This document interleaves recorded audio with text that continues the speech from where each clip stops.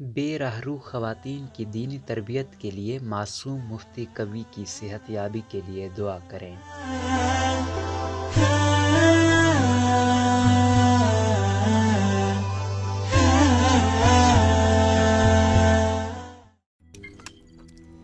روزنامہ قدرت کی ویڈیو دیکھنے کے لیے ابھی یوٹیوب چینل پر سبسکرائب کریں اور بیل آئیکن پر بھی کلک کریں۔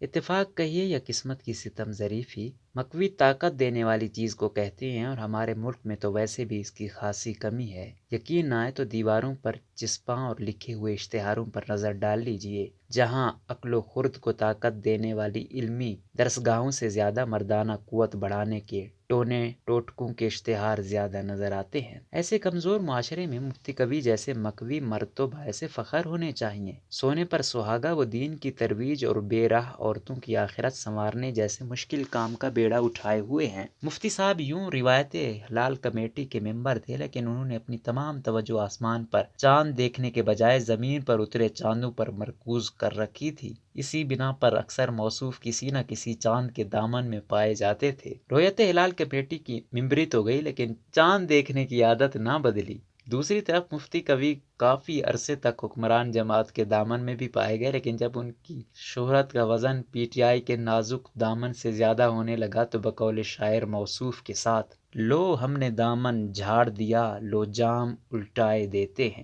والا معاملہ ہو گیا۔ پہلے میڈیا کی نظروں میں مفتی صاحب قندیل بلوچ نامی اداکارہ کے سلسلے میں سامنے آئے۔ جب اداکارہ کے ساتھ کچھ ویڈیوز منظر عام پر آئیں، یار لوگوں نے اگرچہ خوب اس میں نمک مرچ لگائی، لیکن بقول مفتی صاحب وہ ملاقات خالصتاً مذہبی تربیت کے لیے تھی۔ مفتی صاحب کی اس تربیت کا نتیجہ یہ برآمد ہوا کہ اس ماڈل یا اداکارہ کی آخرت جلدی آ گئی اور اس کے بھائی نے اسے غیرت کے نام پر بے غیرتی سے قتل کر دیا۔ کون سا قندیل بلوچ پہلی عورت تھی جو غیرت کے نام پر قتل ہوئی؟ جہاں اور بہت سی ہوتی ہیں، اسی میں ایک اور نام کا اضافہ ہو گیا۔ اس لیے کچھ دن شور اٹھا، میڈیا میں بھی ٹسوے بہائے گئے، چند ایک نے شرمندہ مذمت کی اور باقیوں نے دل میں ایسے کاموں کا ایسا ہی انجام کہہ کر اپنی راہ لی۔ قندیل بلوچ کے قتل کی خبر آنے پر مفتی کبھی نے کہا کہ مستقبل میں آپ جب کسی مذہبی عالم کی تذلیل کریں گی تو اس عورت کی قسمت کو یاد رکھیں گی۔ سدحیف اس مقوی قومی اثاثے کو پولیس نے اس عیار و مکار خاتون، جس نے ایک نیک نیتی پر مبنی پاک ملاقات کا ناجائز فائدہ اٹھایا، اس قندیل بلوچ کے قتل کیس میں مفتی صاحب دھر لیا گیا، لیکن کچھ عرصے بعد ہی قانون کی فتح اور انصاف کا بول بالا ہوا اور مفتی صاحب ایک باغیرت قتل کے الزام سے